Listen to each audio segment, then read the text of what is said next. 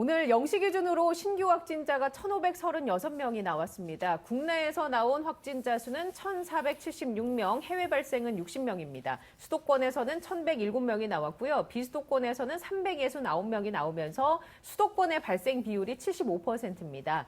위중증 환자는 4명이 늘어서 누적 171명, 그리고 사망자는 1명이 늘면서 국내에서 사망한 사람은 2,051명이 됐습니다. 자, 교수님, 어제보다는 살짝 줄었습니다. 확진자 숫자. 지금 상황 어떻게 보고 계십니까? 예, 말씀하신 그대로입니다. 어제 이제 1,600명이 나오고 또 이제 외국에서 유입하신 확진자가 45명입니다. 그런데 오늘은 1,536명. 그런데 이제 외국에서 들어오신 분이 60명으로 좀 많아서 전체를 다 계산을 해보면은 국내 발생만 따져볼 때 50명 정도가 어제에 비해서 줄었다 이렇게 볼 수 있습니다. 어제도 그제에 비해서 한 15명 줄었고 오늘도 어제에 비해서 50명 정도 줄었으니까 이거 뭔가 피크를 찍고 내려가는 거 아니냐 이렇게 생각할 수는 있습니다. 그렇지만 지금 상황은 워낙 나쁘기 때문에 하루 좋고 하루 나쁘다고 해서 일희일비할 상황은 아니다 이렇게 보는 것이 좀 더 합당해 보입니다. 오히려 내일 토요일 그러니까 일주일에서 수목금토가 중요하다 그랬으니까 내일 토요일 그 다음에 주말을 보내고 다음 주 수목금토가 굉장히 중요해 보입니다. 다음 주 수목금토에 만일에 지금 1,000명대 부근으로 내려간다 이러면 상당히 의미 있는 변화다 이렇게 이제 단정적으로 얘기할 수는 있을 것 같은데 지금 당장 그렇게 보기는 어려워 보입니다. 예. 그러니까 이번 주말에 상당히 주의를 기울여 주시면 다음 주 중에는 우리가 의외로 빨리 이 4차 유행의 초입에서 차단할 수 있을 가능성도 있어 보입니다. 이것은 이번 주 주말에 시청자 여러분들, 즉 국민들께서 얼마나 협조하시는가에 달려있다 이렇게 볼 수 있겠습니다. 예. 어제는 비수도권 비중이 29.4%로 다소 높았는데 오늘은 비수도권이 25%로 4.5%포인트 정도 줄어들었습니다. 그러니까 이것도 비수도권의 확진 양상이 다소 진정되어 가는 거 아니냐 이렇게 생각할 수 있는데 하루 이틀 가지고 그렇게 얘기하기는 어렵다는 겁니다. 그렇기 때문에 여전히 아직 확진 상황으로 볼 때는 안심하기는 이르다. 그렇기 때문에 주의를 기울여 달라는 말씀드리고 백신 접종이 어제 오늘에 걸쳐서 상당히 속도감 있게 다시 재개되고 있습니다. 그런 점에서 본다고 하면은 확진 상황은 좀 나쁘다고 하더라도 백신 접종이 향후에 속도감 있게 일어나게 되면은 상당히 좋은 국면으로 빠질 가능성이 있다. 이렇게 볼 수 있겠습니다. 백신 접종이 실질적으로 몇 명이나 어제 추가로 일어났죠? 네, 어제 이제 전체적으로 보면은 한 20만 명 정도가 백신 접종을 했는데요. 그 중에서 12만 명 정도는 1차 접종자고요. 그리고 또 12만 명 정도는 2차 접종자인데 여기 이제 12만 명 2차 접종자에 제가 포함되어 있었던 것이죠. 어제 2차 화이자 접종 맞으시고 네, 이제 한 그렇습니다. 24시간이 지난 거죠? 네, 24시간 조금 예. 더 지났는데요. 이제 간단하게 제 상태 모니터링에서 말씀을 드리면 이 아스트라제네카 1차 접종 때와 비교했을 때는 그 주사 맞은 부위에 뻐근함은 조금 더 심한 것 같습니다. 네. 그리고 전체적으로 컨디션은 조금 다운되어 있긴 한데 뭐 시청자 여러분께서 지금 화면에서 저 보시면 확인하실 수 있겠지만 뭐 방송하고 그리고 정보를 전달하는 데는 전혀 문제 없는 정도의 컨디션이라는 거 말씀드리고 싶습니다. 오늘도 계속해서 상태 모니터링해서 주말 지나고 나면은 또 다시 한번 말씀드리도록 하겠습니다. 뭐 열이 난다거나 뭐 그런 증상은 없나요? 제가 이제 몇 차례 이런 말씀을 드려서 저도 좀 민망하긴 한데 열이 안 나요.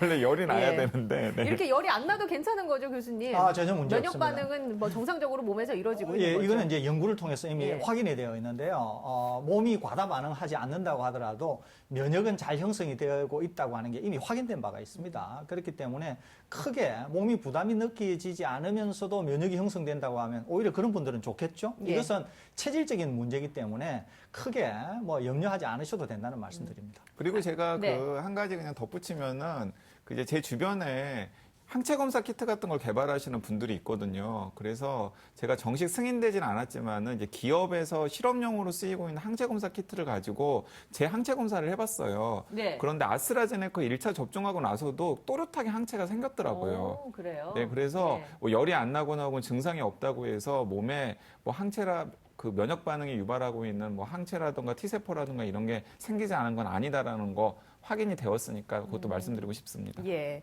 알겠습니다.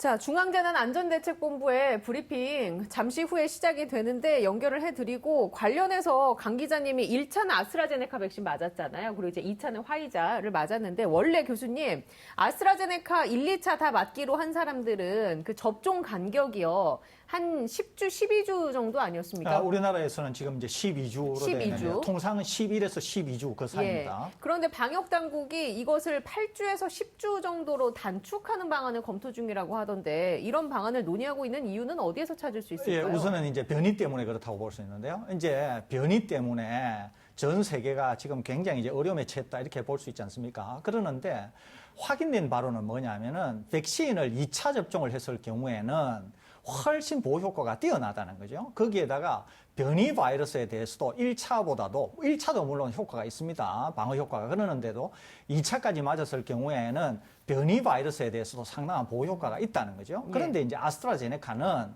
1차 접종을 하고 나서 2차 접종을 12주째에 하면 효과가 제일 좋다는 겁니다.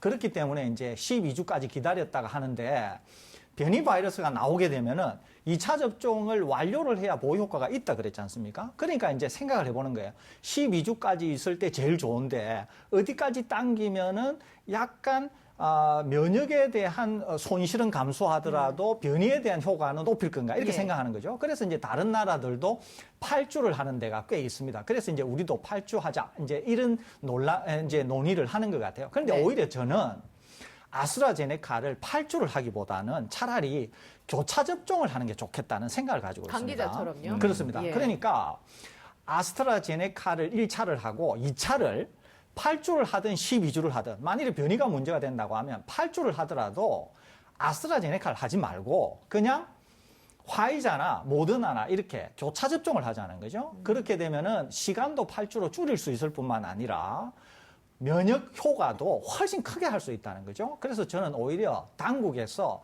아스트라를 8주 간격을 하는 것보다는 아스트라 그다음에 8주에 화이자나 모더나로 교차 접종을 하는 게 어떻겠냐 이렇게 저는 오히려 제안을 드리고 싶습니다. 그 부분과 관련해서는 어떤 의견 갖고 계십니까? 왜냐하면 이게 또 물량 같은 것도 체크를 서로 해봐야 하고 일정을 또 다시 조정해야 하는 그런 부분들이 생기지 않습니까? 네, 그렇습니다. 그런데 약간 좀 고민이 되는 부분이 있긴 한데요. 일단은 이제 방역당국 입장에서는 원래 정해져 있는 일정과 백신 수급과 관련된 여러 가지 사항들을 이제 맞춰 놓았을 가능성이 크기 때문에 그걸 이제 한꺼번에 조정했을 때 생길 수 있는 혼선 그리고 또 이제 불필요한 잡음이 또 일어날 수 있잖아요. 이제 그런 부분들을 종합적으로 고려해야 되긴 될 텐데 어쨌든 간에 지금 161만 명이 이제 아스트라제네카 화이자 교차 접종을 저처럼 하게 되지 않습니까? 이제 그 상황을 본 다음에 예를 들어 필요하다 그러면은 화이자 교차 접종을 좀 적극적으로 하는 것도 저는 문제는 없어 보입니다. 왜 그러냐면 지금 7월 달, 8월 달, 9월 달까지 들어오기로 한 화이자 물량이 굉장히 많이 있거든요. 화이자 물량이 굉장히 많이 있어서 방역 당국에서도 약간 고민이 되는 부분인 것 같습니다. 왜냐하면은 화이자 물량이 굉장히 많이 들어오기 때문에 이 많이 들어오는 화이자 물량을 효과적으로 활용할 수 있는 방법이 어떤 것이 있을까를 고민하고 있는 것으로 알고 있고요. 이제 설대호 교수님께서도 아마 그런 정황까지 염두에 두고 계시기 때문에 차라리 아스트라제네카 백신 1차를 접종한 분들 거기다가 덧붙이면은 얀센 백신으로 한 번 접종 완료가 되신 분들까지도 부스터샷의 형태나 혹은 교차 접종의 형태로 화이자 물량을 소진하게끔 하는 것이 오히려 더 나을 수도 있겠다라는 생각을 가지고 계시는 것 같아요. 그러니까 저는 좀 열어뒀으면 좋겠습니다. 그때그때 아스트라제네카 백신 수급 상황, 화이자 백신 수급 상황, 그리고 또 아스트라제네카나 화이자에 대한 시민들의 백신의 수용성, 당시의 재고 물량 등등을 염두에 두고서 좀 가변적으로 백신 일정을 조정할 수 있지 않겠나 싶습니다. 근데 만약에 교수님 1차를 화이자나 모더나 맞았어요. 그럼 2차는 교차 접종하게 된다면 아스트라제네카를 맞아야 되는 건가요? 그렇게 하기는 아마 좀 어려울 겁니다. 왜 그러냐면은 백신이 가지고 있는 특징이 있어요. 특징이 있는데 화이자를 먼저 맞고 나서 아스트라를 접종하는 것은 그렇게 썩 권고되지가 않습니다. 이건 좀 기술적인 거라서 설명을 드리기가 좀 시간이 깁니다. 그러는데 아스트라를 먼저 맞고서는 선택폭이 상당히 넓어져요. 선택이 어떤 게 있냐면 화이자도 가능하고요. 모더나도 가능하고 또 노바백스도 가능하자는 거죠. 또 노바백스를 먼저 맞았지 않습니까? 이때도 마찬가지예요. 노바백스를 먼저 맞게 될 경우에는 화이자, 모더나가 가능합니다. 아스트라제네카는 또 약간 적합하지 않아요? 그러는데 아스트라제네카를 맞았을 경우에는 화이자, 모더나, 노바백스가 다 가능하다 그랬잖아요. 그러니까 지금 후반기 또는 향후에 전 세계 백신 공급과 관련해서 화이자 백신 공급이 훨씬 다른 백신에 비해서 유리할 가능성이 많습니다.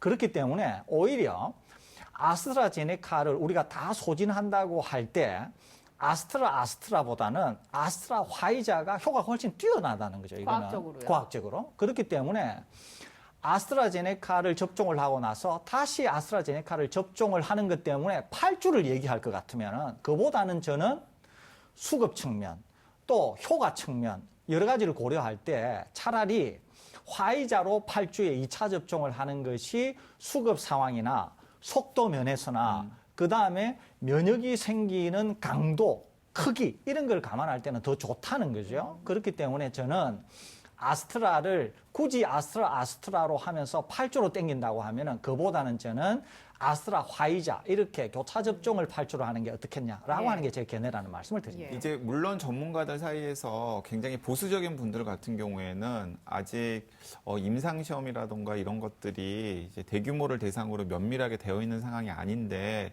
저렇게 교차 접종을 함부로 이야기하는 것이 문제가 있지 않느냐라는 의견을 가지신 분들이 있고요. 그리고 또 그런 의견을 또 이야기하시는 시청자분들도 계시더라고요. 그런데 거기에 이제 덧붙여서 그냥 제가 이제 설명을 드리면은 이게 많은 분들이 되게 좀 걱정을 많이 하시는 분들이 있더라고요. 그런데 걱정할 필요가 없는 게 설대우 교수님 같은 백신 전문가들 사이에서는 이미 교차 접종의 일반 접종보다 효과가 훨씬 더 좋을 것이라고 하는 게 약간 보편적인 컨센서스 합의가 이루어져 있는 상황이에요. 그런데 왜 그런 걸 지금까지 하지 못했었냐면은 백신이라는 게 공공재이기 때문에 어떤 특정 질환이 있을 때 이렇게 경쟁적으로 세계적인 제약사들이 한꺼번에 여러 가지 백신들을 만들어낸 다음에 그 백신들을 우리가 선택할 수 있는 옵션이 제공된 상황이 별로 없었다라는 겁니다. 네. 자, 그렇기 때문에 그런 부분들이 하나 있고요. 또 하나는 이게 섞어 마시면 큰일이 아닌가 싶어 하시는 분들이 있는데 제가 아는 의사들 중에는 이런 의사들도 있습니다. 국내에서 의사들의 상당수가 아스트라제네카 1차, 2차 접종했잖아요. 근데 마침 외국에 연수 갈 일이 있어가지고 지금 미국으로 연수를 간 거예요. 미국에서 좀 꺼림칙해서 화이자를 또 맞은 거예요. 예. 1차, 2차. 아무렇지 않게 그냥 일상생활 네. 하고 있습니다. 그러니까 예. 이게 백신을 섞어가지고 접종하는 것에 대해서 아니 그거 확인되지도 않았는데 좀 위험한 예. 거 아니냐 그러는데 사실은 별로 위험한 일이 아니다라는 겁니다. 네네. 뭐 요약을 하자면 1차 아스트라제네카 맞은 분들은 2차를 화이자, 모더나를 맞는 것이 효과 측면이나 수급 측면에서 다 나을 것 같다라는 게 교수님의 의견이시고 다만 1차를 화이자, 모더나 맞으신 분들은 그냥 원래대로 화이자, 모더나를 맞는 게 더 나을 수 있고 예. 그렇게 정리를 하도록 하고요. 지금부터 나눠볼 얘기는 자가검사 키트와 관련된 이야기 그리고 백신 수급 기사와 관련된 팩트체크를 좀 해보도록 하고 람다 변이가 새롭게 나왔죠. 그래서 람다 변이도 한번 짚어보고자 합니다. 시간이 난다면 백신과 마스크 이야기를 좀 더 구체적으로 나눠보도록 하겠습니다. 자, 자가검사 키트 저희가 지속적으로 효과가 없을 것이다라고 두 분이 주장을 해주셨는데 지금 유행하고 있는 이 4차 대유행이 자가검사 키트의 그 오류 때문에 이렇게 커진 것이다라는 주장이 있습니다. 이것과 관련해서 얘기를 좀 해주시죠. 일단 제가 이제 현재 어떤 상황인지만 좀 말씀을 드리고 네. 싶습니다. 일단은 이제 방금 오세훈 서울시장이 이제 서울시 방역과 관련해서 시민들에게 이제 제대로 방역을 하지 못한 것에 대해서 사과를 하고 또 방역에 협조를 해달라고 이해를 구하는 이제 브리핑을 했고요. 이제 브리핑 자리에서도 오세훈 시장이 취임하자마자 자가진단 키트를 도입을 했는데 그 자가진단 키트가 부정확하기 때문에 지금 확산을 초래한 원인 중에 하나일 수도 있지 않겠느냐라고 하는 질문을 기자가 했고요. 예. 거기에 대해서 답변을 하는 과정에서 오세훈 시장이 제가 생각하기에는 잘못한 거였으면 잘못했다라고 인정을 하면 될 텐데 잘못했다라고도 인정을 안 하더라고요. 이제 무엇이라고 이제 이야기를 했냐면 방역에 정치가 개입되면 안 되고 자가진단 키트는 전문가들이 효과가 있다라고 인정한 것이고 그래서 미국이라던가 영국 같은 곳에서 지금 쓰이고 있는 것을 우리나라에서도 도입하자라고 한 것뿐이다. 그렇기 때문에 자가진단 키트에 대해서 비판을 하는 것을 놓고서 이제 부당한 그리고 과학적이지 못한 비판이라고 여전히 판단을 하고 계시는 것 같은데 사실 실상이 그렇게 간단하지가 않습니다. 제가 시청자분들 이해를 돕기 위해서 어떤 상황들이 지금 벌어지고 있는지를 제가 말씀을 드리고 싶습니다. 일단 서울대병원에서 그 환자들이 왔을 때 입원 환자들에게 자가진단 키트로도 검사를 하고 PCR 검사도 해본 거예요. 예. 자, 그랬더니 PCR 검사에서 100명을 찾아냈다면 자가진단 키트로는 17명밖에 찾아내지 못했던 겁니다. 실제 양성자들을요? 그러니까 17%밖에 아닌 거예요. 그러니까 실제 양성, 몸에 바이러스가 있어가지고 PCR 검사를 하면 양성으로 나와야 되는 분들을, 확진자들을 자가진단 키트로 검사를 했더니 17%밖에 찾지 못했고요. 이건 이렇게 해석을 할 수가 있는데 실제로 일반 시민들이 약국에서 자가진단 키트를 구매를 해가지고 사용을 했다 그러면 17%보다 정확도는 더 떨어졌을 겁니다. 왜냐하면 병원에서는 숙달된 의료 인력이 검체를 채취하잖아요. 네. 그런데 자가진단 키트를 이용해서 집에서 검체를 채취해가지고 활용을 할 때는 아무래도 손도 덜덜덜 떨리고 깊숙이 넣지도 못할 것이기 때문에 검체를 제대로 채취하지 못했을 가능성이 크고요. 그러면은 서울대병원 의료진이 확인한 17%보다 더 낮았을 가능성이 큽니다. 이게 이제 첫 번째 팩트예요. 그러니까 지금 100명의 확진자 중에서 자가진단 키트로 검사를 하면 17명밖에 찾지 못하는 거예요. 근데 그 17명이 정부에서 공고한 대로 자가진단 키트에서 음성이 나와도 PCR을 가서 다시 검사를 받느냐 그러면 검사 안 받는다라는 거죠. 왜 검사를 안 받는지가 이제 확인이 되냐면은 예.